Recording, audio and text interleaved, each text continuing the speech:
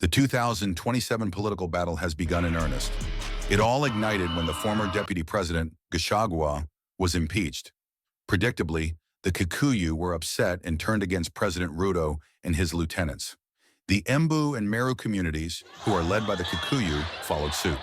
This was evident when the president was booed and ridiculed in Embu while giving his speech. Of course, this was bad news for Ruto, popularly known as Kasongo, as the Gema bloc commands 5 million votes. Apart from their numbers, strong voter turnout makes this bloc even more formidable. Amazingly, Gema has an average turnout of 95%, which is quite a feat compared to other regions. In fact, they usually vote to the last man.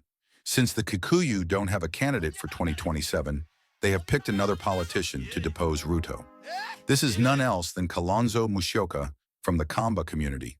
This is quite astonishing, as the Akamba and the Gikuyu are usually on opposing sides of the political divide. In fact, the Kamba usually support Raila Odinga, who is deeply hated by the Kikuyu.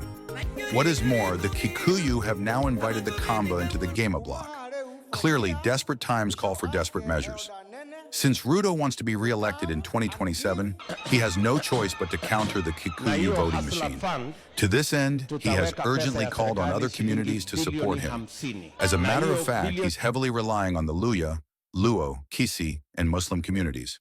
More so, the Luo community, as they have significant numbers to counter the Kikuyu bloc. This is why he's frequently visiting the Luo region. Due to Ruto's close friendship with Raila, he was ecstatically received in Kisumu.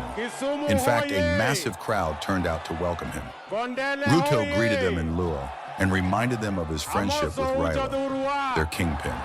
While Ruto is a formidable strategist, there are several factors against him. First, Raila's support depends on Ruto helping him clinch the African Union seat.